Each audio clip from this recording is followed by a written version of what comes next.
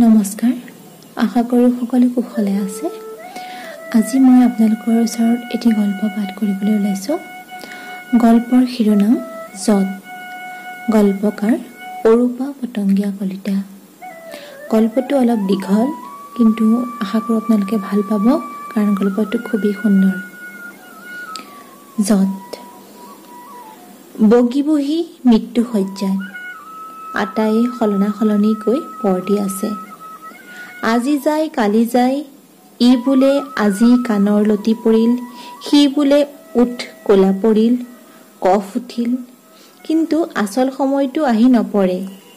বিচনাতে শৌচ পেচাব, ভৰ খেতিৰ সময়, পুৱাই ভাত চাৰিটা পেটত পলাই আটায়ে কাউৰী পুৱাতে পথাৰলৈ ঢপলিয়ায়। ঘৰত থকা কিটাৰো এগাল কাম, কোনে কাৰ মুখলৈ চায়। এনে অৱস্থাত বগী বহীক লৈ অলপ সমস্যা নোহোৱাকৈ থকা নাই। তথাপি যে যেনেকৈ পাৰে বহীক প্ৰতিপাল কৰি পৰ দি আছে। বগী বহীৰ নামেই কয়। বহী এসময়ত তগৰ ফুল এপাহৰ দৰে নিমজ বগা সুগহী গাভৰু আছিল। বহীৰ বিয়াত বোলে কোনোৱে খোপা বান্ধি দিব পৰা নাছিল। টুপিনা চুই যোৱা চুলিকোছা বখলৈকে আনিব পৰা নাছিল। কইনাই নিজে হেনো চুলি বান্ধিব লগাত পৰিছিল। নিচলা ঘৰৰ ছোৱালী বগীক এযোৰ তেনেই সাধাৰণ জেলজেলীয়া কাপোৰ পিন্ধাই গাত কতো সোণ অকণ নোহোৱাকৈ উলিয়াই পঠিয়াইছিল। দৰাৰ ঘৰো একেই। সৰুৰে পৰা একেধৰণৰ কথাবোৰ শুনি ডাঙৰ হৈছিল। তথাপি নিজা ঘৰ এখন আছিল, ভাত মুঠি ওলোৱাকৈ খেতিখন আছিল। বগীয়ে সৰুৰে পৰা একেধৰণৰ কথাবোৰকে শুনি ডাঙৰ হৈছিল। এইজনী বোকাৰ পদুম, এই ৰজাৰ ঘৰত পৰিব লাগে, এইক চহৰৰ পকী ঘৰতহে শুৱাব। এই গাড়ীয়ে মটৰে উঠি ফুৰিব লাগিছিল, তেহে ৰজিতা খালেহেঁতেন। এই ৰাণীৰ খিতাপত থাকিব দেই, চাই থাকহঁত। তাইও মনে মনে বিশ্বাস কৰিবলৈ লৈছিল। এদিন এজন ৰাজকুঁৱৰ আহি তাইক এইখন ঘৰৰ পৰা লৈ যাবহি। তাইক কাপোৰ অলংকাৰেৰে পুতি পেলাব। তাই ৰাণী হব। তাইৰ যে একো নাই, ভাল কাপোৰ এসাঁজ নাই, কাণত পিন্ধিবলৈ দুল এপাত নাই, হাতত দিবলৈ খাৰু এপাত নাই, আনকি দেউলত বহা মেলাৰ পৰা সোণ পাখৰ খটোৱা ডিঙিৰ হাৰ এডাল কিনিবলৈকো হাতত পইচা এটা নাই। হাঁহ পুহি পাৰ বেচি তাই দুটামান পইচা গোটাইহে ঘৰখনত কিবা নহয় কিবা এটা লাগেই।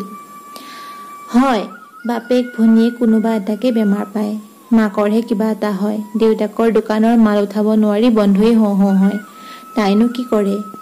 দেউলৰ মেলা বহে আৰু শেষ হয়। দুপাতমান চিচাৰ খাৰু বাদে তাই একো কিনিব নোৱাৰে। ককাকৰ দিনৰে অনুজ্জ্বল ঘৰখন গধূলি হাতলেম্প এটা আঁৰি দেউতাকে দিয়া ঘৰৰ সন্মুখৰ দোকানখন, 3 মাহ কোনোমতে খাবলৈ যোৰা খেতিখন, অনবৰতে ইটো সিটো লাগি থকা দুৰ্বল মাকজনী, হোৱাই নোহোৱাই ল'ৰা ছোৱালী কেইটাক গৰজি থকা বাপেকটো, আটাইবোৰে বগীক হেঁচা মাৰি থয়। মিঠাতেলৰ চাকি এগছ জ্বলাই কলপাতত মিঠাতেল অকণ সানি তাই কাজল বনায়, তাৰে এটা ফুট লয়। তাকো মাকে দেখিব নোৱাৰে। তাইও জানে সেইকণ মিঠাতেল আলুসনাখিনিতে দিব পাৰে। চকুলো টুকি টুকি বগী তাইৰ ৰাজকুঁৱৰলৈ ৰৈ যায়। কাগজ কিতাপ নাই, স্কুলৰ ইউনিফৰ্ম মানেই এটা ডাঙৰ তপস্যা। তাৰ মাজতে বগীয়ে একেবাৰতে 2য় বিভাগতে মেট্ৰিক পাছ কৰিলে। বগীহঁতৰ গাঁৱৰ ছোৱালীবোৰে সাধাৰণতে কলেজত নপঢ়ে। কলেজ থকা চহৰখন আৰু বগীহঁতৰ গাঁওখনৰ মাজত 30 কিলোমিটাৰ ৰাস্তা। তাৰে 7খন উলুম জুলুম ভঙা দলং, ৰাস্তা চোৱাত ডাঙৰ ডাঙৰ গাঁত। এখন বাছ চলিছিল, এবাৰ নে দুবাৰ বাটতে বাগৰি বন্ধ হৈ গল। দৰকাৰ থকাখিনিয়ে চাইকেল কোবায়। পৰাপক্ষত গাঁওখনলৈ কোনো নাহে আৰু গাঁওখনৰ মানুহো ওলাই নাযায়। যাতায়াত ব্যৱস্থাৰ বাবেই গাঁওখন জুৰি ঘৰে ঘৰে আবিঐ ছোৱালী। বাহিৰৰ কোনো মানুহে খোজকঢ়া কৰি সেই গাঁৱৰ ছোৱালী নিবলৈ নাহে। এবাৰ ইয়ালৈ অহা মানুহে আৰু দুনাই আহিব নোখোজে। গাঁৱৰে মনোৰাম বায়নৰ ল'ৰা যদুৰামৰ লগত বগীৰ বিয়াখন হৈ গ'ল। বিয়ানো কি? ছোৱালীক তেল সেন্দুৰ দি এদিন লৈ গ'লহি। বগীৰ মাকে বহুত দিনলৈ বায়নৰ ঘৰৰ ভঁৰাল, পুখুৰী, বাহনী, কেঞ্চি বাটাম দিয়া ঘৰৰ গৌৰৱ বখানি থাকিল। তেল সেন্দুৰ দিবলৈ আহোঁতে বায়ননীয়ে যি সাজ কাপোৰেৰে তাইক বৰণ কৰিলে, যিটো আঙুঠি পিন্ধাই বোৱাৰী বুলি ল'লে, চাই বগীৰ মন মাৰি গ'ল। গোমা ৰঙৰ তেনি পাতল ফুলৰ কাপোৰ সাজ মাজতে সৰু বাখৰ এটা খটুৱা মিহি আঙুঠিটো দেখি বগীৰ মনটো আন্ধাৰ হৈ পৰিল। কঁকাললৈকে ফুল দিয়া এযোৰ ৰঙা কাপোৰৰ বাবে তাই বহুদিনীয়া হেঁপাহ আছিল। বিয়াতে পাব বুলি থিৰাং কৰি থৈছিল। কাণ ডিঙি হাতত দৰাৰ খুৰীয়েকে সুমুৱাই দিছিল দোকানৰ পৰা কিনা অলংকাৰ দুপনমান। দুদিনমান পাছতে কোলাপুৰী যাব। বগীয়ে তলমূৰ ওপৰ কৰা নাছিল। নতুনকৈ পিন্ধোৱা সেন্দুৰখিনিয়ে তাই চব ম্লান কৰি জিলিকি উঠিছিল। ঘাম আৰু পানী লাগি কলা পৰি যোৱা অলংকাৰ কিপদৰ দৰে বগী মানুহজনীও ভিতৰে ভিতৰে কলা পৰি গ'ল। মাকৰ ঘৰত থকা হাঁহ হুতাহবোৰ জাৰকালি বাটে পোৱালি মেলা দি এনি তেনি বাঢ়ি মানুহজনীক মেৰাই পেলালে। বায়নৰ ঘৰত 3 জা-জোৱালী, 2জন বৰজনা, 2টা দেৱৰ, ছোৱালী 2জনী যেনিবা বিয়া দি উলিয়াই দিছে। শাহু শহুৰ হালোৱা সজুৱাই এগোহালি মানুহ। ইমান জাক মানুহ তাই পেপুৱা লাগিল। এনেও তাই বৰ উচ্চ বাচ্য কৰা অভ্যাস নাই। কলপাতত মিঠাতেল সানি কাজল বনাওঁতে মাকে বকি বকি আহিলে উত্তৰত তাইক খুব বেছি গুঙুৰা এটা মাৰিছিল। এতিয়া গুঙুৰা এটা মাৰিবলৈও মাকজনী নাই। তাইৰ চব বেয়া লাগে। দমকলৰ আইৰণত থকা পানীৰে ধুই ধুই মদৰুৱা হোৱা গেধেলা হাত বোৱা মেখেলা চাদৰ কেইযোৰ বেয়া লাগে। তাই ডিঙিত পিন্ধা থকা আগৰ ডাল কলা হৈ যোৱা বাবে আনি দিয়া ৰূপৰ চেইনডাল বেয়া লাগে। আটাইৰে বাবে ৰাজহুৱাকৈ অনা নাৰিকল তেলৰ গোন্ধটো বেয়া লাগে। কেঁয়া গোলাৰ পৰা অনা ভাঙি টুকুৰা কৰি ভগাই দিয়া এহাত দীঘল চাবোনটোৰ চৌদা চৌদা গোন্ধটো বেয়া লাগে। তাইৰ বায়নৰ ঘৰৰ ভাত মুঠিও বেয়া লাগে। ভঁৰালত জাকৰোৱা পৰিয়ালটোৰ বাবে বছৰটো জোৰা ধান থাকে। ভাতৰ আকাল নাই। শাহুৱেকে 3 বেলা ডাঙৰ ডেক্সিটোত ভাত বহায়। এবেলাৰ ভাতৰ পৰা 2জনৰ জোখাৰে ভাত সিবিললৈ ৰৈ যায়। বৰ কেৰাহীখনত আঞ্জা ৰান্ধে। অহাৰে পৰা দেখিছে ভজা পোৰা নচলে। সাধাৰণতে এবিধ আঞ্জাই হয়। গৰমকালি পথাৰ খলি সিঁচি পোৱা বটীয়া মাছৰ লগত কচু ঠেং দি ৰন্ধা আঞ্জাখন তাইৰ ডিঙিয়েদি সৰকিবই নোখোজে।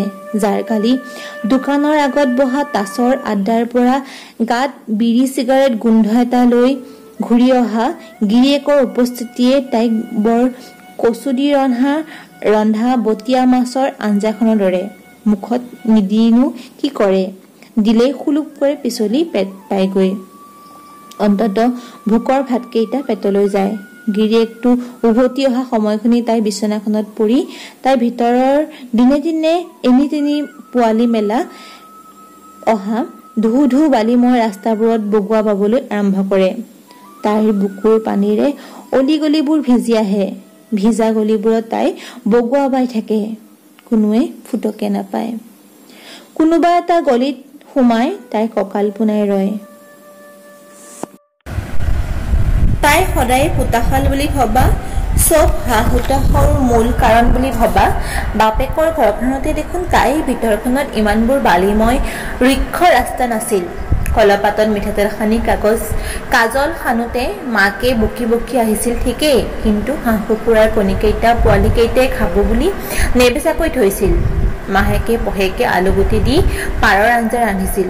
দীঘলীয়া বন্ধ পৰিলে ঘৰত চাউল মুঠি টনাটনি হৈছিল। কিন্তু খৰালি কালি তামোল গছ ফালি দোকানৰ আগত দিয়া কেঁচা পাচলিৰ ব্যৱসায়টো ভাল চলিলে দেউতাকে সিহঁতকেইটালৈ গজা জেলেপিও আনিছিল। বায়নৰ জাকৰোৱা ঘৰখনলৈ অহাৰে পৰা তাই নিমখ তেল দি সিজোৱা কণী এটা পিটিকি ভাতৰ থালখনৰ কাষত লৈ পোৱা নাই। মাহেকৰ মূৰত হলেও বাতি ভৰে মাংস এসাঁজ খাবলৈ পোৱা নাই। বায়নৰ ঘৰলৈ 3 আলিত খাচী কাটিলে সিহঁতৰ মাংস আহে তাৰ আঞ্জাৰ মাংসৰ টুকুৰাতকৈ অমিতাৰ টুকুৰা বেছি পায়। পুৱা চাহৰ লগত ৰুটি এখন খাই পোৱা নাই। তাই বুজে এই জাক মানুহৰ মাজত ভাতৰ থালত কিনাৰত এটা সিজোৱা কণী, চাহৰ লগত এখন ৰুটি, কেইটুকুৰামান মাংস থকা এবাটি জোল, এটুকুৰা গোন্ধ থকা চাবোন, এটা গোন্ধ তেলৰ বটল, দোকানৰ পৰা কিনি অনা মিহি মিলৰ কাপোৰ এসাঁজ জীৱনত কেতিয়াও নাপায়। আকাশৰ তৰা হৈ গ'ল, নীলা আকাশৰ ডাৱৰ হৈ গ'ল, কলকলাই উৰি যোৱা এজাক চৰাই হৈ গ'ল। তাই কাহানিও এইবোৰ বস্তু আৰু চুব নোৱাৰিব। তাইৰ হাতেৰে ঢুকি পোৱাত বহু ওপৰলৈ গুচি গ'ল। তাই কেৱল হামৰাও কাঢ়ি থাকে। যিমানেই তাইৰ হতাশবোৰ বেছি হয়, সিমানেই তাই নিমাতি হয়। ভিতৰৰ শুকান বালিবোৰে মানুহজনীৰ মাত কথা, হাঁহি চব পুহি পেলালে। এনেকৈ তাই দুটা ল'ৰা ছোৱালীৰ মাক হ'ল। এইজনী বগীয়ে এদিন বগী বুঢ়ী হৈ মৃত্যুশয্যাত পৰি আছে। শাহুৱে শহুৰেক কেতিয়াবাই মৰিল। গিৰিয়েকো আধবয়সতে হাওঁফাওঁ বেমাৰত সিফলীয়া হ'ল। ছোৱালীজনী বিয়া দিলে। ল'ৰাটোৱে আৰ্মীৰ চাকৰি লৈ গ'লগৈ। ল'ৰাটো ছোৱালীজনী সপৰিয়ালে মাকৰ মৰণশয্যাৰ কথা শুনি আহিছে। বুঢ়ীয়ে চিপ টানি আছে। খেতিৰ বতৰ পাৰ হ'ল, দুৰ্গা পূজাও আহিবৰে হ'ল। চোতালৰ শেৱালিজোপালৈ কলি আহিছে। বুঢ়ী যেন আছে তেনেই পৰি আছে। বুঢ়ী একেবাৰে বিচনাৰ পৰা উঠিব নোৱাৰা হ'ল। পিঠিৰ ফালে গাৰ ছালবোৰ ৰঙা পৰি আহিছে। বুঢ়ীক আপডাল কৰোঁতে ঘৰুৱা হৈয়ে হাইৰাণ হৈছে। এইলৈ পুতেকৰ অহা যোৱা 3 বাৰ হ'ল। জীয়েকে ওচৰতে থাকে, মাজে মাজে আহি থাকে। বুঢ়ীৰ মুখৰ মাত কথাও সৰিল। মাত্ৰ চকুহাল লিপিত খাই থকা চাৱনিটো আছেগৈ। বুঢ়ীয়ে চকুহাল মেলি তকৈ চাই থাকে। এই যেন কিবা ক'ব। কিনো ক'ব লগা থাকিব পাৰে নিমাতি মানুহজনী? কিবা ভাবেনে বুঢ়ীয়ে, নে কিবা মনত পৰে? বুঢ়ীয়ে এৰি অহা দিনবাৰলৈ অহা যোৱা কৰি থাকে নেকি? বুঢ়ীয়ে মনত পেলাই নে সেই কাজলৰ ফুটলোৱা ছোৱালীজনীক কোৱা কথাবোৰ? নুমলৰ মাকে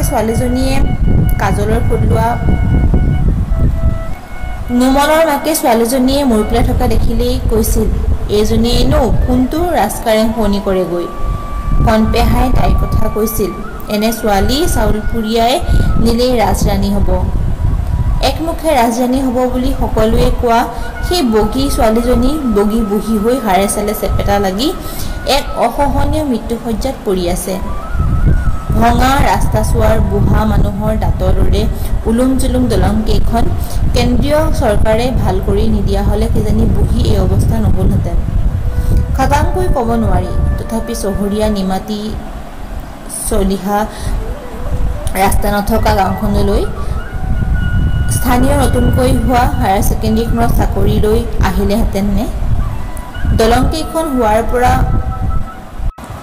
তথাপি চহৰীয়া ছোৱালী নমিতা চলিহা ৰাস্তা নথকা গাঁওখনত স্থানীয় নতুনকৈ হোৱা হায়াৰ ছেকেণ্ডেৰীখনত চাকৰি লৈ আহিলহেঁতেন নে?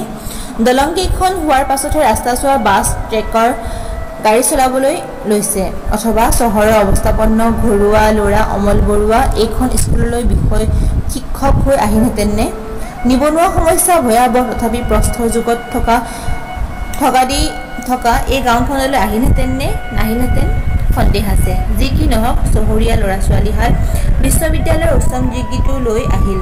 চাকৰিত যোগ দিলে, চিনাকি হ'ল, সম্পৰ্ক হ'ল, এদিন বিয়াও হ'ল। বিয়াৰ পাছত বায়নৰে মাটি এবিঘা কিনি বগী বুঢ়ী ঘৰৰ কাষতে 2 চহৰীয়া ডেকা গাভৰুৱে ঘৰ সাজি সংসাৰ আৰম্ভ কৰিলে। নতুন দলঙেদি মেৰামতি কৰা ৰাস্তাৰে নমিতা অমলৰ সংসাৰলৈ আধুনিক বয়বস্তু আহিল। চকুৰ আগতে চকচকীয়া ঘৰটো চকচকীয়া বস্তুৰে পূৰ হৈ গ'ল। ইতিমধ্যে গাঁওখনৰো বহু সালসলনি হৈ গ'ল। নিত্য নতুন দোকান উঠিল, নতুন নতুন প্ৰতিষ্ঠান হ'ল। দলংকেইখন ভাল হ'বলৈও যেন চববোৰ হৈ আছিল। ভাল হোৱাৰ মাত্ৰকে চববোৰ হিলদোল ভাঙি সোমাই আহিল। কিন্তু নতুনৰ এই সুতটোতে কিছুমান বস্তুক চুবই নোৱাৰিলে।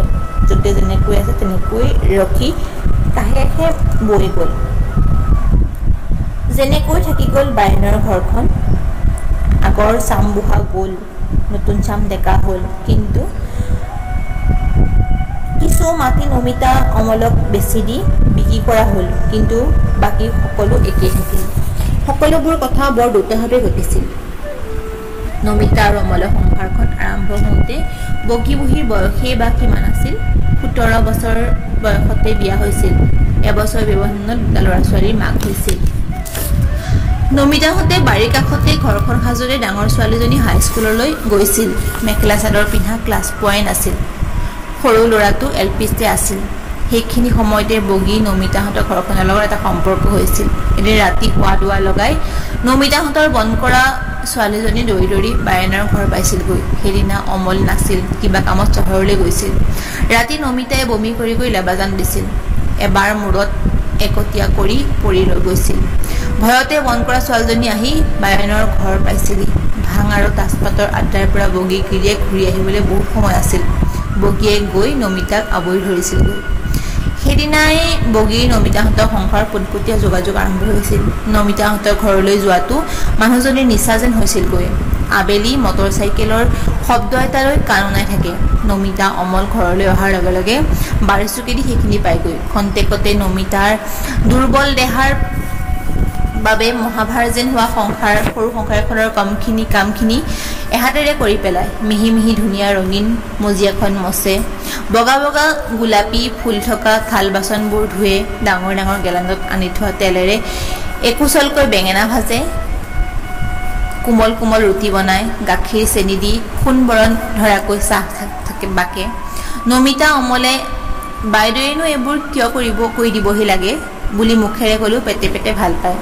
বগী এদিন নাহিলেই মাতি আনেগৈ। নমিতা সেই সময়ত গা ভাৰী আছিল। নমিতা অমলৰ বাবে বগী অপৰিহাৰ্য হৈ পৰিছিল। বগীয়ে ৰাতিৰ সাজটোৰ ৰান্ধি দিবলৈ লৈছিল। কোনেও কোৱা নাছিল। একো বন্ধা ধৰা নিয়ম নাছিল। তথাপি বগী নমিতা অমলৰ সংসাৰখনত বান্ধ খাই পৰিছিল। নমিতাহঁতে বগীক সঁচাকৈ নিজৰ মানুহ বুলি জ্ঞান কৰিছিল, মৰ্যাদা দিছিল। প্ৰথমতে পইচা কেইটামান দিবলৈ লৈ দুয়ো বৰ আচম্বিত পৰিছিল। পূজা আহিছে, ল'ৰা ছোৱালীহালক কিবা এটা কিনি দিব বুলি আগবঢ়াই দিয়া টকাকেইটা বগীয়ে বিনা আপত্তিৰে লোৱা দেখি দুয়ো সকাহ পাইছিল। বায়নৰ ঘৰৰ শাহুৱেকৰ দিনৰ বান্ধোন কেতিয়াবাই ঢিলা হৈ পৰিছিল। ঘৰৰ বোৱাৰী এজনী সদায় ওচৰ চুবুৰীয়া ঘৰলৈ যোৱাটো চকুত পৰিলেও ঘৰখনৰ কোনেও একো প্ৰশ্ন কৰা নাছিল। দিনে দিনে অকমন্য হৈ পৰা বগী গিৰিয়েকটোৱে বৰ সকাহেৰে লক্ষ্য কৰিছিল যে ঘৈণীয়েক মাষ্টৰণী ঘৰলৈ অহা যোৱা কৰাৰ পৰা কিছুমান কথাৰ পৰা তেওঁ ৰক্ষা পাইছে। ল'ৰা ছোৱালীৰ কিতাপ পত্ৰ, ঘৈণীয়েকৰ ব্লাউজ এটাৰ বাবে তেওঁ আৰু চিন্তা কৰিব নালাগে। আৰু বগী তলমূৰ কৰি বায়নৰ ঘৰত উদ্দেষ্ট বন আজুৰি থকা গোমুঠা নিমাতি মানুহজনী।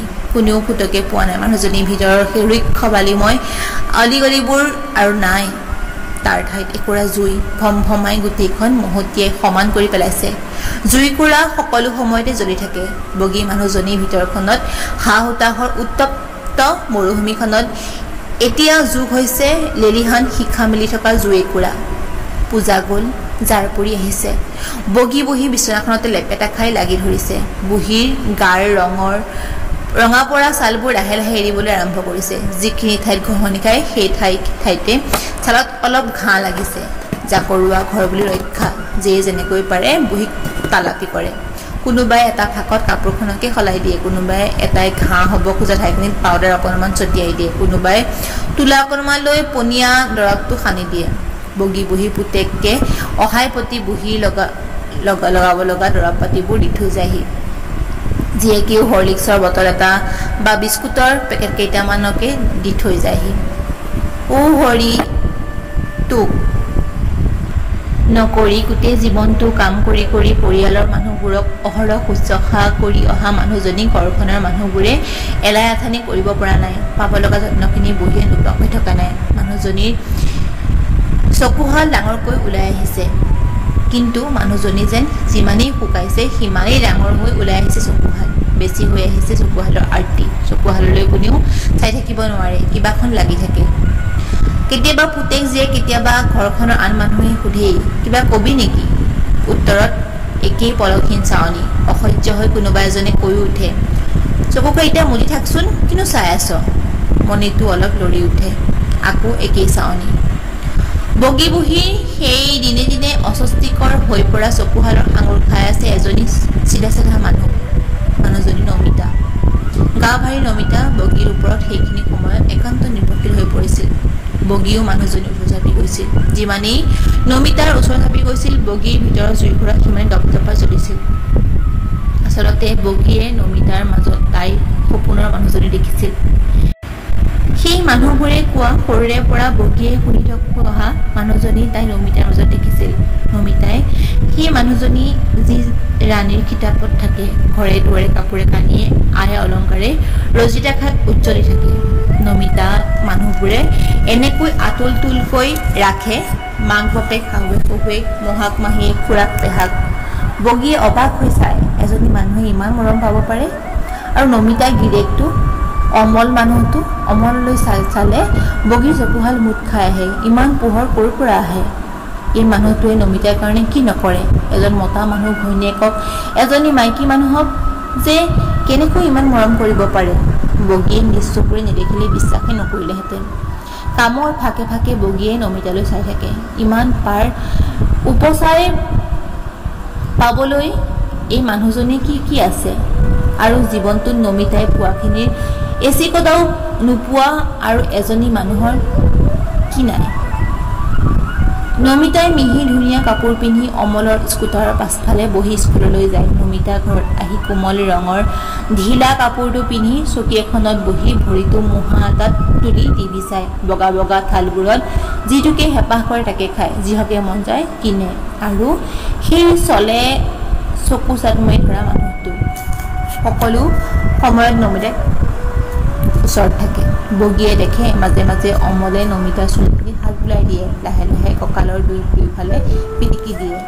ওলাই গ'লে নমিতালৈ কিবা এটা নহয় কিবা এটা আনে। প্ৰায় শুনে নমিতা আৰু অমলে সিহঁতৰ হ'বলগীয়া সন্তানৰ কথা পতা। এই মানুহটোৱে তেওঁৰ ল'ৰা ছোৱালীক কিমান আদৰ যত্ন কৰিব। যিমানেই বগী নমিতাৰ দেখে সিমানেই তাইৰ মাজৰ ঋক্ষ অলিগলিবোৰত জুই জ্বলি উঠে। বায়নৰ ডাঙৰ ল'ৰাই পৰিয়াল লৈ উঠি গ'লগৈ। ঘৰখনত থাকিল মাজুজন আৰু বগী গিৰিয়েক।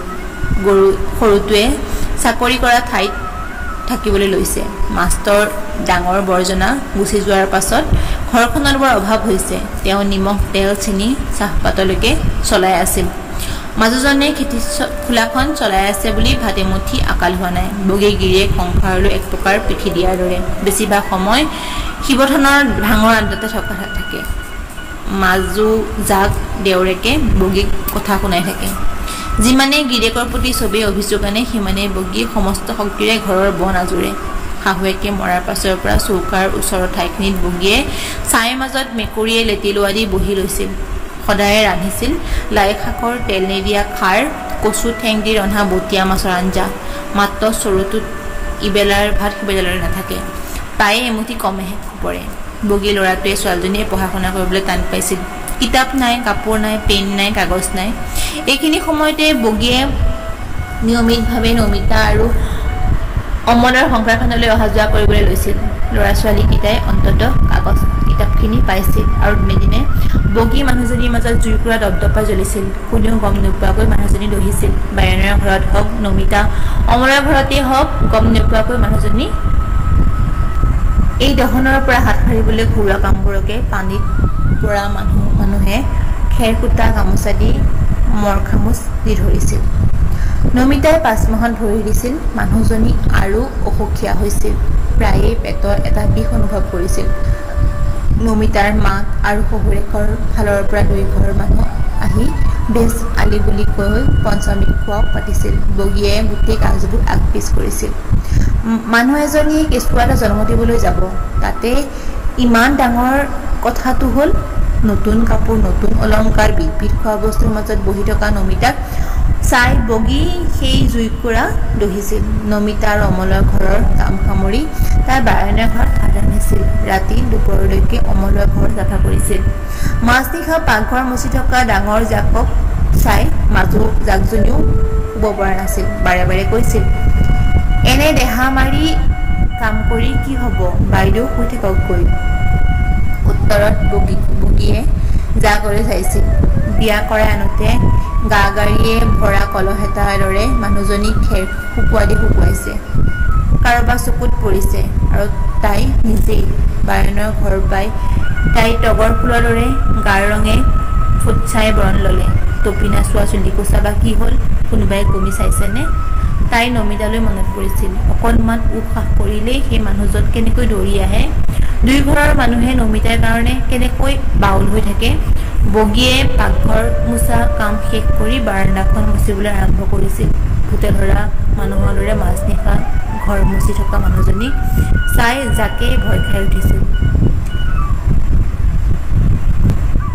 টোপনিয়াই থকা জায়েকক সৰু মাতেৰে কৈছিল, যোৱা শুই থাকাগৈ, ময়ো গাটো তিয়াই গৈ আছো। দিনত সময় নাপাওঁ। ক'লা পৰি যোৱা দাঁতৰ আলুখিনি উলিয়াই বগীয়ে হাঁহিবলৈ যত্ন কৰিছিল। নমিতাই প্ৰায় বিচনা লোৱা দি লৈছিল। কিবা এটা গোলমাল হৈছিল।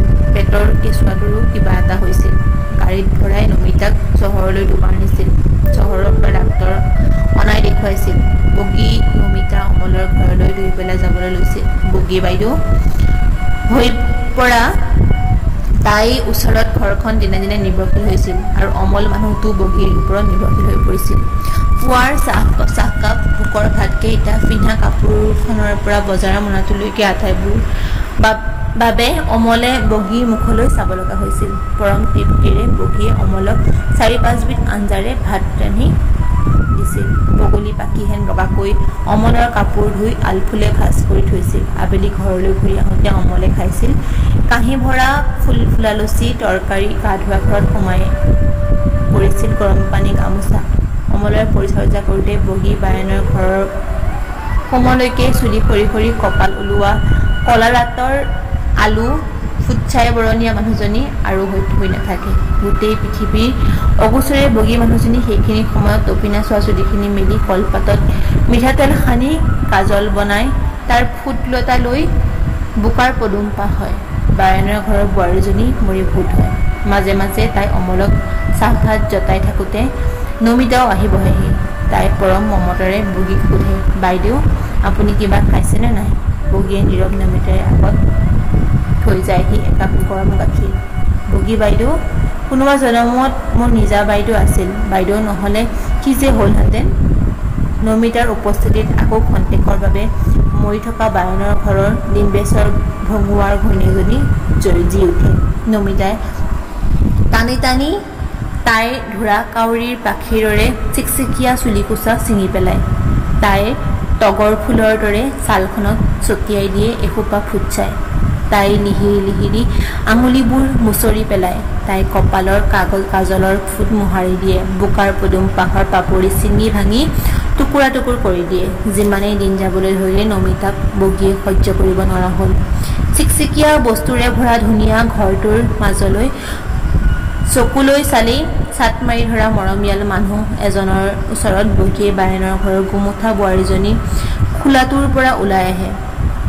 তাই কপালত কাজলৰ ফুট লোৱা চঞ্চল গাভৰুজনী হয়। তাই আগত গোটেই জীৱনটো পৰি থাকে। তাই ৰাজৰাণী হ'ব, ৰাণীৰ কিতাপত থাকিব। কিন্তু নমিতাৰ উপস্থিতিয়ে তাইক আকৌ কুৎসিত খোলাটোৰ ভিতৰলৈ সুমুৱাই দিয়ে।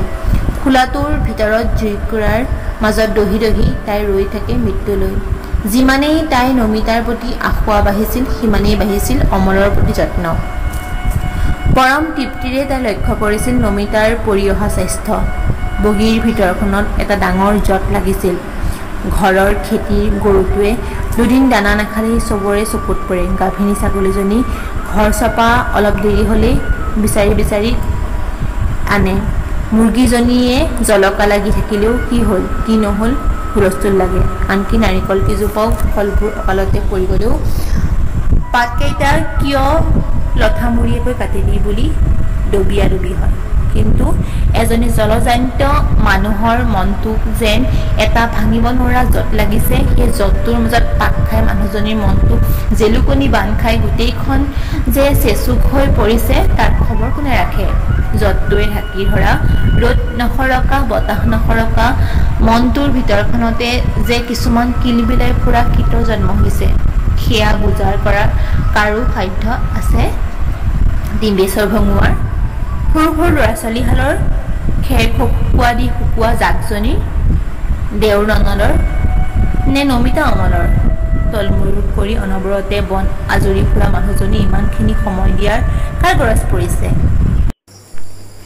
সেই বগী মানুহজনী তেতিয়া বগী বুঢ়ী হৈ বিচনাত পৰি আছে। বুঢ়ীৰ চকু ভাঙিব নোৱাৰা যতটো জিলিকি উঠিছে। ভিতৰৰ পৰা কিলবিল কৰি থকা পোকেৰে সৈতে জেলুকনি বন্ধা মনটো ওলাই আহি চকুহাল থিতাপি লৈছেহি। মানুহবোৰে বুজিছে মৰণ শয্যাত লাগি ধৰা বুঢ়ীজনীৰ চকুৰ অসহ্যকৰ চাৱনিটো স্বাভাৱিক নহয়। এদিন জীয়েকে আহি বুঢ়ীক গা ধুৱাই পিঠিৰ ঘাঁহবোৰত পাউডাৰ ছটিয়াই দিব খুজি চিঞৰ মাৰি উঠিল। ঘাঁহ এডোখৰ পিলপিল কৰি আছে কেইটামান বগা বগা পোক। পাউডাৰ দি জীয়েকে বুঢ়ীক কাপোৰ কানি সলাই দিলে।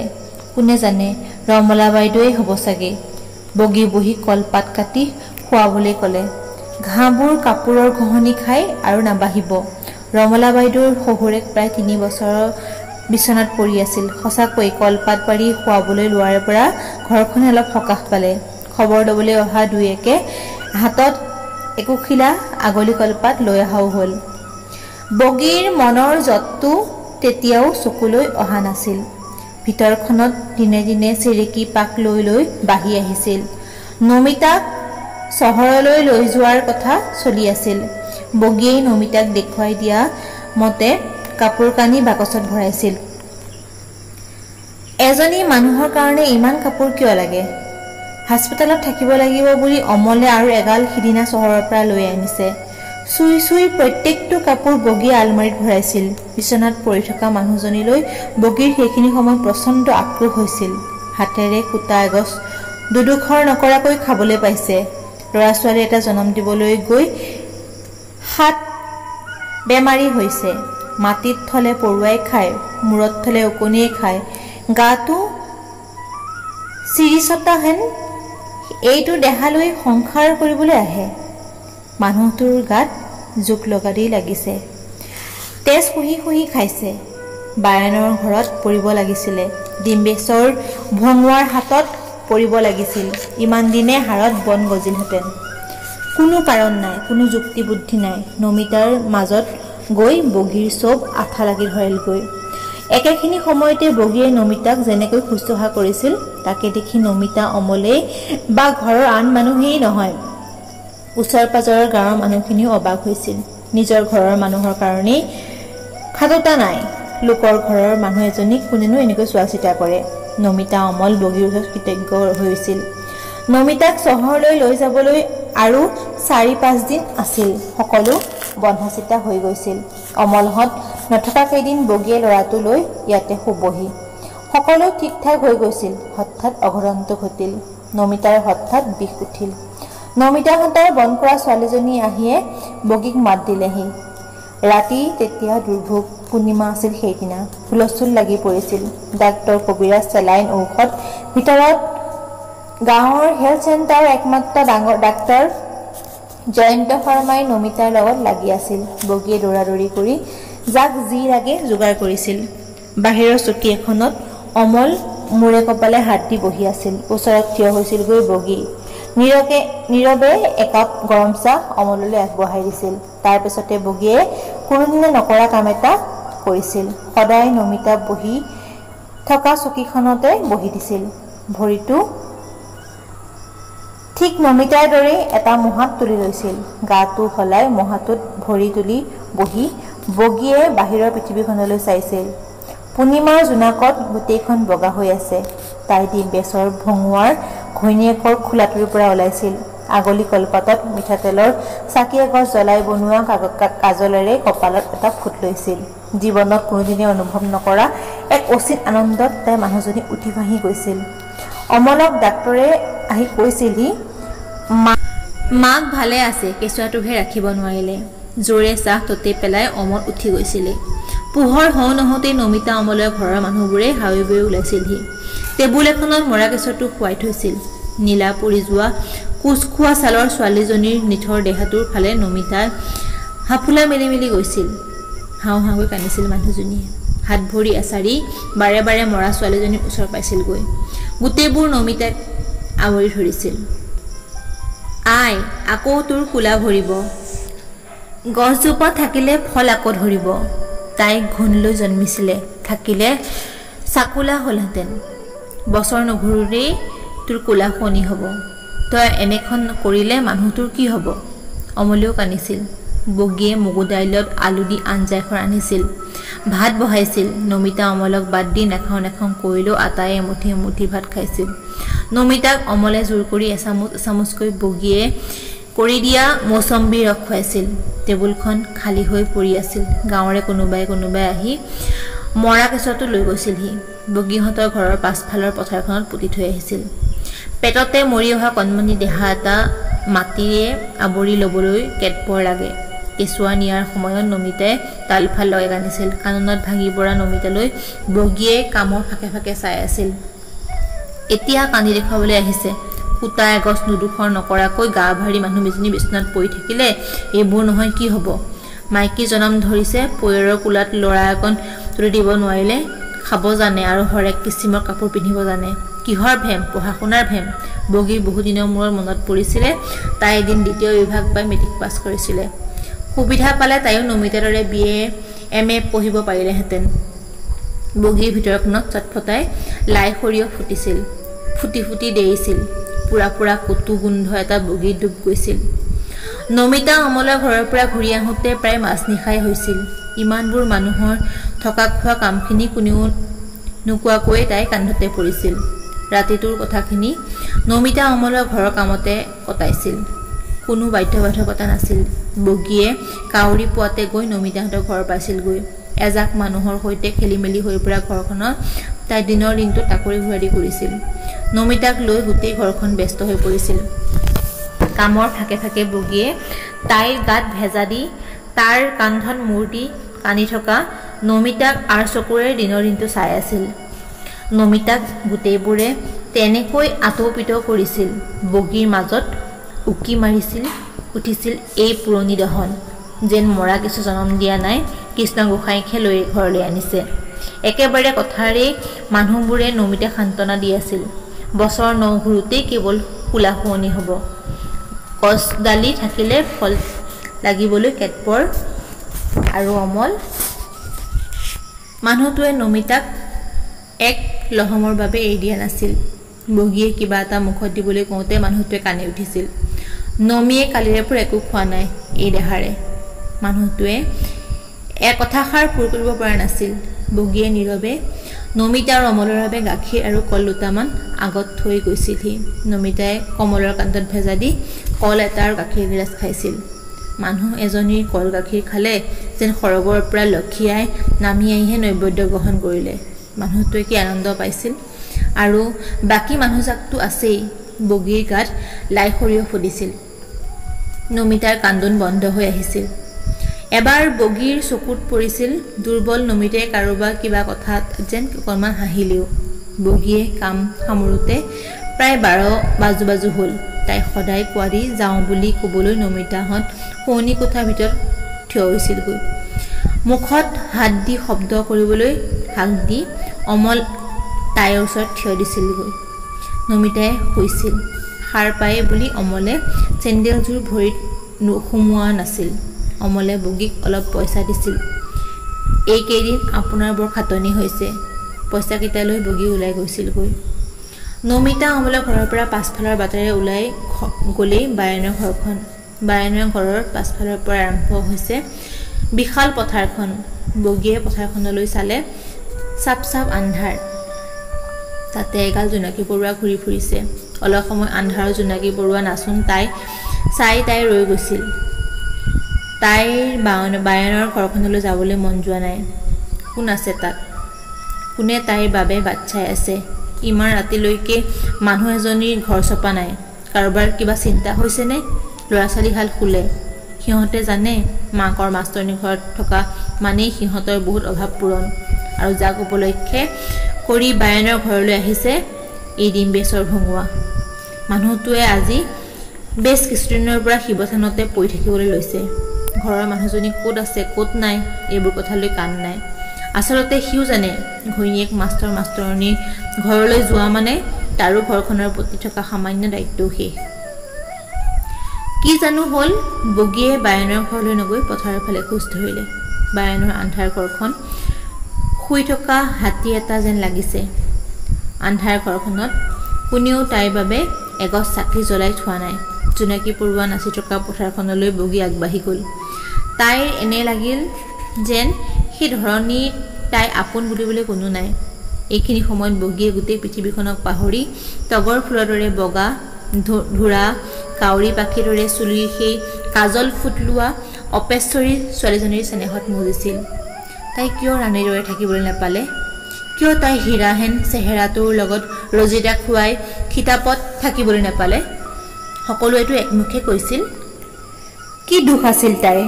বগীয়ে জোনাকী পৰুৱাৰ মাজে মাজে অপেশ্বৰী ছোৱালীজনী উৰি ফুৰা দেখিলে।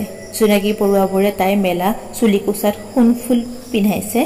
মৰা জোনৰ হেতা পোহৰত তাই গাৰ ৰং গাখীৰ হেনকৈ আন্ধাৰৰ মাজত জিলিকি উঠিছে। নতুনকৈ তোলা মাটিৰ ঢিপ এটাত দেওজ্যোতি খাই দিলে। এক লহমৰ বাবে তাইৰ মাটিৰ ঢিপটো এইখিনিতে কেনেকৈ ওলালহি তাই গম পাই গ'ল। বগীয়ে চাগৈ আঙুলিত দুখ পাইছিল। তেজ ওলালে আন্ধাৰত নেদেখি, মাত্ৰ জুলীয়া কিবা এটাই তাই আঙুলিত তিয়াই দিয়া গম পাইছিল। তাই যেন দেখিছিল অপেশ্বৰী ছোৱালীজনীয়ে জোনাকী পৰুৱাৰ হাৰ বান্ধি আন্ধাৰে আন্ধাৰে গৈ সেই বাৰাণ্ডাখনত বহিছিলগৈ। গাত এটা কোমল নীলা ৰঙৰ ঢিলা চোলা। তাই ভৰি দুখন মুহা এটাত তুলি লৈছিল। তাইৰ মুখলৈ একেথৰে চাই আছে সেই ৰাজকুঁৱৰজনে, আৰু এজন মানুহ আহি সেইখিনিত থিয় হৈ দিছিলহি। তাই অহাৰ লগে লগে অপেশ্বৰী ছোৱালীজনীৰ চুলিবোৰ ছিগি ছিগি এসোপা মৰাপাত যেন হৈ পৰিল। আলুবোৰ ক'লা পৰি দাঁতবোৰ ঢিলা হৈ ওলাই আহিল। গাৰ বৰণি ফুটছাই ৰং ল'লে। তাইৰ গাৰ নীলা ফুলাম চোলাটো খহি পৰিল। তাৰ ঠাইত এযোৰ মদৰুৱা ৰং ধৰা ফিচিকা গেধেপা চাদৰ মেখেলা। হাতত দুকাপ চাহ লৈ তাই তলমূৰকৈ সেইখিনিতে থিয় দি থাকিল।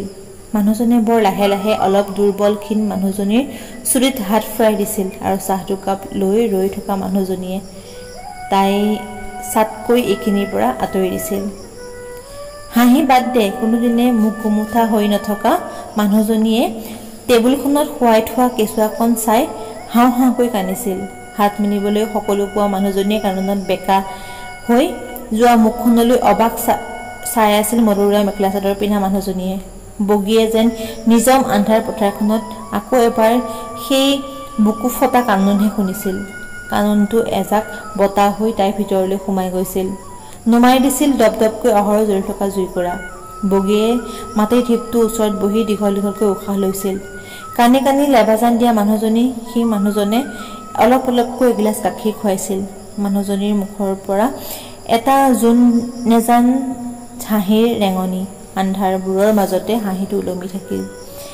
বগীৰ ভিতৰখনত আকৌ খন্তেকৰ বাবে সাতপৰা জুইকুৰা দপদপাই জ্বলিছিল। যত বন্ধা মনটো বগীয়ে চাব চাব আন্ধাৰৰ মাজত ছবিবোৰ তল ওপৰ হৈ থকা দেখিছিল। জোন মৰা তিথিটোতে তা যেন মানুহজনীৰ যতবোৰ আৰু পোক লগাই দিছিল। জগত সংসাৰ পাহৰি মানুহজনীয়ে কোনোবাই পেলাই দিয়া যোৱাফলীয়া বাঁহ এডাল বুটলি লৈছিল। তাৰ পাছত বাঁহডালেৰে তাই মাটিবোৰ খান্দিছিল। এটা শিয়াল পাৰ হৈ গ'ল। কাষেৰে পাৰ হৈ এটা হেঁপাজাতীয় প্ৰাণী ধপধপাই তাইৰ মূৰৰ ওপৰেৰে দুটামান বাদুলি উৰি গ'ল। তাই একোলৈকে ভ্ৰক্ষেপ নাই। বেছি সময় লগা নাছিল। টিপটোৰ মাটিৰ পৰা খহি খহি পেটত মৰি অহাজনী ওলাই আহিছিল। পেটটো বেলুন ফুলা দি ফুলি উঠিছিল। কোচখোৱা ছালখনত এসোপা পৰুৱাই পিৰপিৰাই ফুৰিছিল। চকুৰ মণিকেইটা আধা পৰুৱাই খাই পেলাইছিল। মৰাটোৰ হাতত তুলি লওঁতে তাই অকণো কঁপি উঠা নাছিল। তাইৰ জেলুকনি বিন্ধা মনটো সেইখিনি সময়ত এটা বস্তুৱেই বিচাৰিছিল, এজনী মানুহৰ কান্দোন। কান্দক, তাইও কান্দক। এজনী মানুহৰ বাবে কিয় চববোৰ আহি গোট খাই থাকিব লাগে, আৰু আন এজনী মানুহে কিয় অকলে হাঁহ হুতাশেৰে কাঢ়ি থাকিব? বগীয়ে ক'ব নোৱাৰাকৈ তাইৰ মুখৰ পৰা একেটা শব্দকে ওলাই পথাৰখনত বাগৰি ফুৰিছিল। নতুনকৈ খনা মাটি দ্বীপটো লেটি লৈছিল। জোন মৰা ৰাতিটো আৰু জয়াল কৰি তুলিছিল। তাইৰ ওলট পালটকৈ আছিল কান্দক কান্দক। বগীৰ চকুহাল এঙাৰৰ দৰে কলা হৈ গৈছিল। পৰুৱাবোৰ আঁতৰাই তাই চাদৰৰ তলত মৰাজনীক তুলি লুকুৱাই লৈছিল। গোটেই জয়াল পথাৰখনত আন্ধাৰবোৰ মনটো ভৰাই তাই কেঁচুৱাটো আঁচলৰ তলত লুকুৱাই পথাৰখনত ঘূৰি ফুৰিছিল। মৰাটোৰ পৰা গোন্ধ ওলাইছিল। কেইটামান শিয়ালে তাইৰ পৰা অলপ দূৰত বহি আছিল। আন্ধাৰ ৰাতিটো ফালি চিৰি সিহঁতে হোৱা দিবলৈ আৰম্ভ কৰিছিল। বগীয়ে হঠাৎ নমিতাহঁতৰ ঘৰৰ ফালে খোজ ল'লে। তাই গৈ দক্ষিণ ফালৰ বাৰাণ্ডাখনত থিয় হৈছিলগৈ। এইখন বাৰাণ্ডাৰ লগতে নমিতা অমলৰ শোৱনি কোঠা। বাৰাণ্ডাখনত মাটিৰ গামলাকেইটাৰ কেইবাবিধো ফুল ফুলি আছে। নমিতাই সেই ফুল কেইজোপা বৰ আদৰ কৰে। নতুনকৈ অনা সৰু সৰু বগা ফুলজোপাৰ পৰা এটা মিঠা গোন্ধ ওলাইছে। চাদৰৰ তলৰ পৰা বগীয়ে মৰা কেঁচুৱাটো উলিয়াইছিল। এতিয়া তাইৰ চকুহাল জোনমৰা তিথিটোৰ সামান্য পৰুৱাকণো নাছিল। কেঁচুৱাটো তাইক ঠিক দুৱাৰমুখতে শুৱাই দিছিল। তাই জানে নমিতা যিমানেই যি নহওক হেজাৰ বেমাৰ আজাৰ হওক শুই উঠি প্ৰথমতে বাৰাণ্ডাখনত ভৰি দিয়ে আৰু তাৰ পিছত পূব আকাশলৈ চাই সেৱা এটি কৰে। কেঁচুৱাকণৰ পৰুৱা খোৱা দেহাটো আঁচলেৰে মেৰাই লৈ বগী বাৰাণ্ডাখনৰ তলত থিয় হৈছিলগৈ। তাই যেন মৰা জোনৰ পোহৰত চকামৰাকৈ নমিতাক দেখিছিল। নমিতাই অমলৰ কান্ধত শুই আছিল। অমলে তাইৰ চুলিত হাত ভৰাই আছিল। কোনোৱে নাছিল বাৰাণ্ডাখনত, মাত্ৰ নমিতাই ৰোৱা টাবৰ বগা ফুলজোপাত এথোপা ফুল ফুলিছিল। গোটেইখন আমোলমোলাই আছিল। এই ফুলজোপা নমিতাই নিজে আপডাল কৰে। বগীয়ে ফুলজোপাৰ আগটো মোহাৰি পেলাইছিল। তাই কেঁচুৱাটোৰ মুখখনত মোহাৰি পেলোৱা ফুলখিনি ছটিয়াই দিছিল। তাৰ পাছত চিধা ঘৰ পাইছিলগৈ। নাদৰ পাৰত বহি তাই গাত বাল্টিয়ে বাল্টিয়ে পানী ঢালিছিলহি। পুৱাৰ ফালে বগী চিলমিলকৈ টোপনিত পৰিছিল। তেতিয়া নমিতা বগা কাপোৰেৰে ঢাকি বাহিৰত উলিওৱা হৈ গৈছিল। বগীয়ে তাপ মাৰি শুনিছিল কেনেকৈ মানুহজনীয়ে উঠি বাৰাণ্ডাত পৰি থকা কেঁচুৱাটোৰ মৃতদেহ ভৰি দিছিল। এনেকৈ ধপকৈ পেটটো ফুটি গৈছিল। তাৰ পাছত মানুহজনীয়ে কোনখিনিত বাগৰি পৰিছিল। এই বাগৰি পৰাই কেনেকৈ কাল হ'ল। বগীয়ে আৰু শুনিছিল নমিতাই তলমূৰ কৰি পেটটো নাড়ী ভুৰি ওলোৱা কেঁচুৱাটো এক লহমৰ বাবে চায়ে কেনেকৈ জ্ঞান হেৰুৱাই পেলাইছিল। গোটেই মানুহখিনিয়ে ঈশ্বৰৰ নাম জাপি গুণাগথা কৰিছিল। কেনেকৈ মৰাটো আহি ঘৰ পালেহি। ভয়ত মানুহবোৰ জিকাৰ খাই উঠিছিল। কোনে জানো বাৰাণ্ডাৰ আগলি কলপাতত কাটি তাতে চাকি এগছ জ্বলাই দিছিল। আটাই আলাঙে আলাঙে ঠাইখিনি চাইছিলহি। কোনো ওচৰ চাপা নাছিল। সেইদিনাই নহয় কেইবা ৰাতিও মানুহবোৰ শুব পৰা নাছিল। কোনোবাই ঘৰৰ পদূলিত এগছি চাকি জ্বলাইছিল। স্বাৰ্থ শান্তি বুলিবলৈ একো পতা নাছিল। মাত্ৰ গাঁৱৰে বুঢ়া মেথা দুজনমানে সেই দক্ষিণৰ ফুলেৰে সজোৱা বাৰাণ্ডাখনত চাকি দি ধূপ ধূনা জ্বলাই নাম লৈছিল। বহুদিনলৈকে মানুহ বেলি পৰৰ পাছত সেইফালে যোৱা নাছিল। চাকৰি এৰি গুচি যোৱা অমলৰ ঘৰটো এৰাবাৰী হৈছিল। মাৰোৱাৰী মানুহ এজনে কেইবা বছৰৰ মূৰত ঘৰটো কিনি লৈছিল। কিবা বস্তুৰ গুদাম ধৰিছিল। ঘৰটোৰ কেন্দ্ৰ কৰি বহুত কথা ওলাইছিল। সেই সময়ত সেই তৰহে তৰহে কথাবোৰ তিল পৰিছিল। আৰু বগীৰ মনৰ জঁটবোৰ পচি পচি এসময়ত নোহোৱা হৈ গৈছিল। জেলুকনি বন্ধ যোৱা আন্ধাৰ মনটো কেৱল শূন্যতাই ঘেৰি ধৰিছিল। পকা আঙঠাবোৰ কেতিয়াবাই ফুটছাই হৈ পমি গৈছিল। অঙঠাত ফুটিবলৈ এটাও লাই সৰিয়হ আৰু নাছিল। বতাহ নাই, পোহৰ নাই, শাৰী শব্দ নোহোৱা এটা ভয়ানক শূন্যতা। কাজলৰ ফুট লোৱা ছোৱালীজনী কেতিয়াবাই মৰি ভূত হল। একো আৰু বাকী থাকিল এক চুব নোৱাৰা ধৰিব নোৱাৰা শূন্যতা। এই শূন্যতাৰ লগত সহবাস কৰি তাই আজি এয়া মৰণশয্যাৰ বগী বহি হলহি। মাজত কিছুমান ঘটনা ঘটি গল। ডিম্বেশ্বৰ ভঙুৱা দুবাৰমান নিৰুদ্দেশ হল। আকৌ ঘূৰি আহিল। এদিন তেজবতীয়াই শিৱথানতে পৰি মৰি থাকিল। কলিজাখন বিভিন্ন নিচাজাতীয় বস্তুৱে চালনীৰে ফুটা ফুটা কৰি পেলাইছিল। ল'ৰাটোৱে পঢ়া শুনা আগুৱাব নোৱাৰি আৰ্মিত সোমালে। সিয়ে বায়েকৰ বিয়াও দিলে। বগীৰ মাক দেউতাক শাহুৱেক বৰজনাক মৰিল। এটা ভতিজাক আলফাত সোমাই কৰবাত গুলী খাই মৰিল। বাকীবোৰ বিয়া বাৰু হল। গাঁওখন চহাৰমুখী হল। গোটেই ঘটনাবোৰ বগীক চুবই নোৱাৰিলে। কেনি আহিল কেনি গল তাই গমেই নাপালে। কি খায় কি পিন্ধে তাৰো লাগবান নোহোৱা হল। এটা ভয়ানক নিৰ্লিপ্ত এক মহাশূন্যতা, এক স্থবিৰতা। বতাহ পোহৰ নপৰা মহাশূন্য ভেদি তাইক আৰু একোৱে চুব নোৱাৰিলে। বায়নৰ ঘৰৰ কামবোৰকে তাইক খামুচি ধৰি ইমান দিনে জীয়াই থাকিল। বিচনা লোৱাৰ আগে আগে মানুহজনীৰ কাম হৈছিল কেৱল ক্ৰমে উৱলি অহা ঘৰটোৰ চুকে কোণে উঠিয়া উইৰ মাটিবোৰ চাফা কৰা। ৰাতিটোৰ ভিতৰত ঘৰৰ যেনি তেনি উয়ে মাটি তুলি থয়। মানুহজনীয়ে বহি বনত বাহিবনত হাত দিয়াৰ আগতেই হাতত খুৰপি আৰু ফুটা চৰিয়াটো লৈ উই ঢিপবোৰ চুচি থাকে। তাৰ পাছৰে বাৰীৰ চুকৰ খলাটোৰ পৰা মাটি আনি মচে। কেতিয়াবা ৰাতিও হাতত চৰিয়া খুৰপি লৈ উঠি আহে। ঘৰৰ মানুহবোৰে প্ৰায়ে মজিয়াখন পকী কৰাৰ কথা ভাবে। বিভিন্ন সমস্যাৰ মাজত পৰি কথাটো তল পৰি থাকে। মানুহ এজনেও অহৰহ উই মাটিবোৰ চাফা কৰি থাকে। এটা সময়ত মানুহজনী গাত উই মাটিৰ গোন্ধটো লিপিত খাই ধৰি লৈছিলহি। বগী বহি গাৰ ঘাঁ চকলাবোৰ ক্ৰমাৎ বাঢ়ি আহিছে। পুতেকে মানুহ পালে অথবা পাৰ্চেল কৰি হ'লেও তোলা পাউডাৰ মলম দি পঠায়। একোৱেই কাম নকৰা হৈছে। বুঢ়ী আজিকালি মাজে মাজে বিৰিবিৰিয়াই কিবা কিবি বকি হাত এখন জোকাৰি থাকিবলৈ লৈছে। সুতুলা বুঢ়াই ক'লে, এনেকৈ আৰু চাই থাকিব নোৱাৰি, সকাম এখন পাতিব লাগিব। পুতেক ছুটি লৈ আহিল। জীয়েকো আহিল। চহৰৰ মাষ্টৰ বৰজনাক কেতিয়াবাই ঢুকাইছে। ল'ৰাটো আহিল। গাঁৱৰ বুঢ়া মেথাও আহিল। বুঢ়ীৰ শোৱনি কোঠাত নাম ধৰিলে। গাত নতুন চাদৰ এচাকখন ছাটি মাৰি বুঢ়ীক থাপনাৰ ওচৰতে বহুৱাই দিয়া হ'ল। পুতেকে কম্পাউণ্ডাৰ মাতি ঘাঁহবোৰ ধুৱাই দিয়াইছে। বুঢ়ীৰ গাত জকাটোত কোনোমতে ছালখন লাগি আছে। উৱলি যোৱা ৮০ সূতাৰ কপাহী চাদৰ এখনৰ দৰে হোৱা পুৰণি এৰী চাদৰৰ বৰণ লোৱা বুঢ়ীৰ গাৰ ছালখনত ঠায়ে ঠায়ে ৰঙা পৰি উঠা ঢেকঢেকীয়া ঘাঁহবোৰ বৰিক পাউডাৰেৰে বগা হৈ আছে। নামৰ গোটেই সময়খিনিত বগী বুঢ়ীয়ে হাতযোৰকে কৰি থাকিল। ভকতে আশীৰ্বাদ জুৰিলে, দাইদক মৰিখন কৰি এই পুণ্যাত্মাক তোমাৰ ওচৰলৈ লৈ যোৱা, মনুষ্য জনমৰ যতনাৰ পৰা মুক্তি দিয়া, সৰগলৈ লৈ যোৱা, জয় ৰাম বোলা, জয় ৰাম বোলা। আটাই ভৰি ধুনি দিছিল। পুতেকে জীয়েকে থাপনাৰ আগত আঁঠু লৈছিল। বুঢ়ীয়ে একেটা সাজতে হাতযোৰকৈ বহি থাকিল। আটায়ে সেৱাৰ পৰা উঠিল। ভকতৰ আশীৰ্বাদো শেষ হ'ল। প্ৰসাদ বিলাবৰ হ'ল। সুতুলা বুঢ়াই মুখত গামোচা বান্ধিলেই। সকলোৱে দেখিলে বুঢ়ীৰ চকুৰ পৰা পানী পৰিছে। বুঢ়ীয়ে কিবা এটা ক'ব খুজিছে। এই মানুহজনী এষাৰ মাত শুনা কাৰো মনত নপৰে। গোটেই জীৱনত নিমাতি হৈ কটোৱা বায়ানৰ ঘৰৰ বোৱাৰী বগী বুঢ়ী মৰণ দশাত কি কথানো থাকিব পাৰে।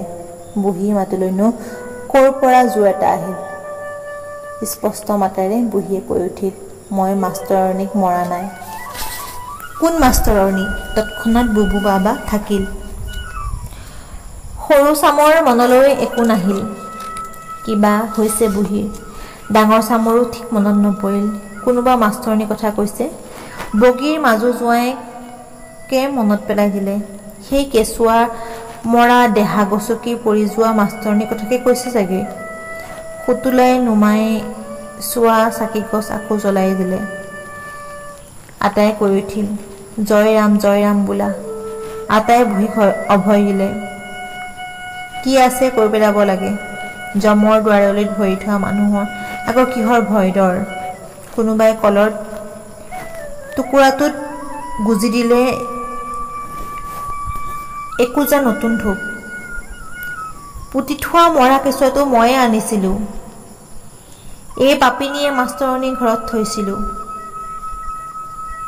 আটাইবোৰৰে মাজতে হৈছৈ আচ আৰম্ভ হ'ল। মই কাল হোৱাজনীক মাটি খানি উলিয়াই আনিছিলো। কথাকেইটা কৈ বগী বুঢ়ীয়ে ফোপাইছিল। সকামৰ এসপ্তাহৰ পাছতে বগী বুঢ়ীৰ মৃত্যু ঘটিছিল।